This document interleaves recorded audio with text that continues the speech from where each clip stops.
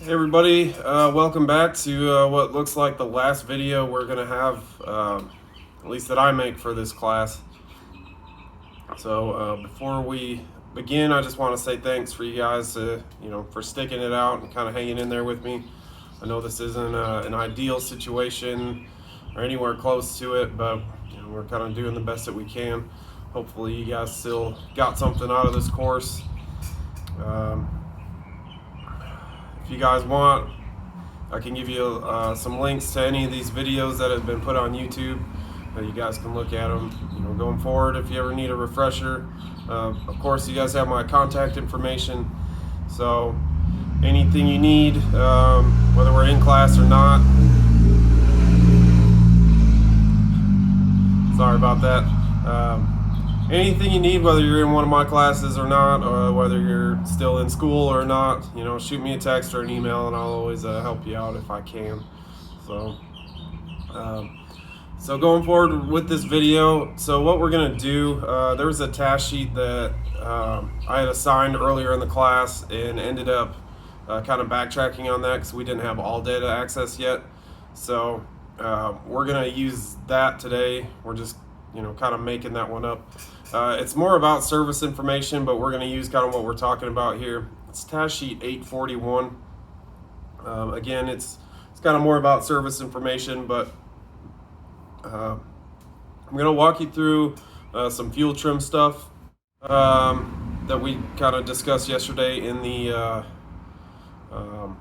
PowerPoint, and we're going to use that for the task sheet. So for the task sheet, look up your own vehicle with code P0171. That's a Bank One lien code.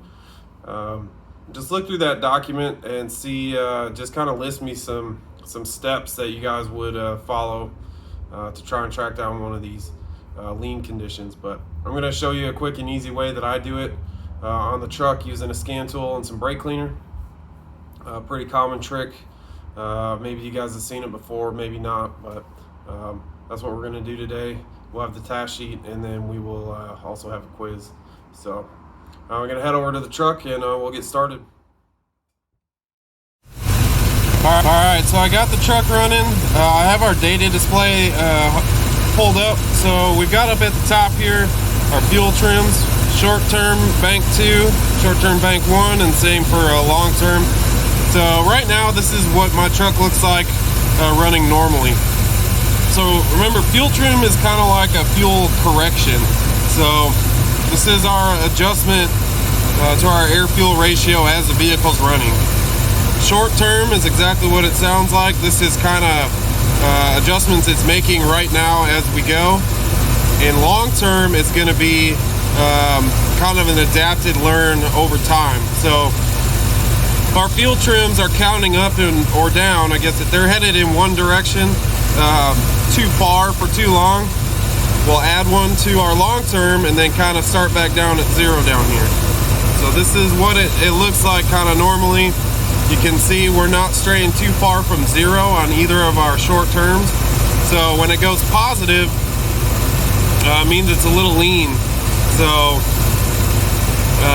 as it comes back down to 0, we're adding fuel to correct that.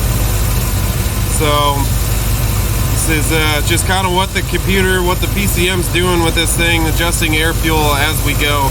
So you don't really want to get too far away from 0. This is pretty normal.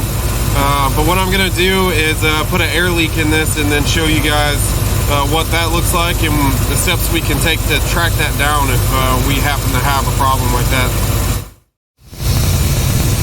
So I got this air leak put in here.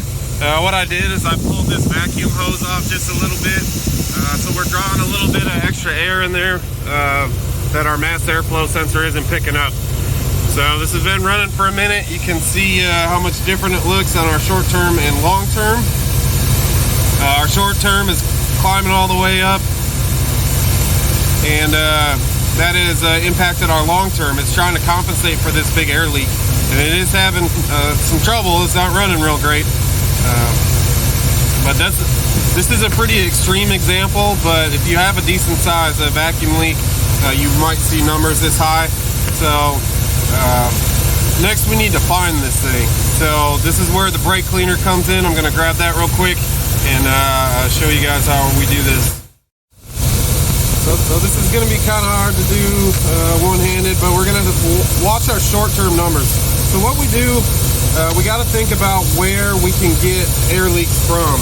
So it could be our intake ducting, maybe our intake gaskets. These old pickup trucks, these GM trucks were bad about the intake gaskets going flat and sucking air past the gaskets.